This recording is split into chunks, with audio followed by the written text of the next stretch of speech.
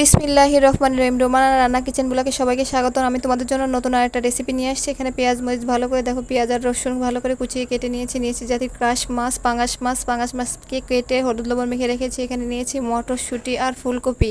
এখন এটা সিজন ছাড়া, তারপরেও আমি এটা ফ্রিজে রেখে দিয়েছিলাম, সেটা তোমাদের রান্না করে দেখাচ্ছি। এখানে নিয়েছি টুকরা টুকরা করে আলু কেটে সুন্দর করে। এবার এটা আমি হলুদ মরিচ মেখে ভালো করে ভেজে নিব। এই যে হালকা একটু গোল্ডেন কালার আসলে আমি এটাকে ভেজে নিয়ে উঠিয়ে নিব। এবার আমি মাছ হলুদ তেলের উপর দিয়ে ভালো করে ভেজে নিব এপিস ওপিস। যারা পাঙাশ মাছ না খাওয়া রেসিপি দেখলে আবার খেতে মন চাইবে।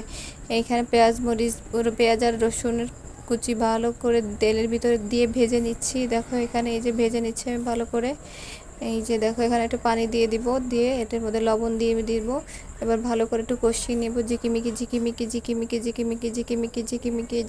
করে কষিয়ে নিচ্ছি। এই যে এখানে দিয়ে দেবো 1 চামচ হলুদ। এই যে দেখো হলুদটা নিয়ে নিয়েছি। এই যে হলুদ দিয়ে ভালো করে ঘুটে দিব।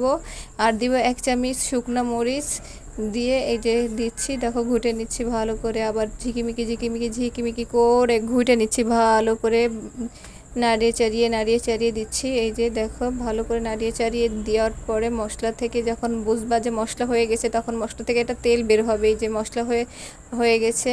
এরপরে আমি এটাকে মশলাকে ভালো করে কষিয়ে নিব যাতে মশলা থেকে কোনো ধরনের গন্ধ না আসে। এই যে দিয়ে এবার আমি দিয়ে দিব ফুলকপি, মটরশুঁটি আর আলু হালকা জালে দিয়ে ঢেকে দিব। দিয়ে এই যে কষিয়ে নিচ্ছি।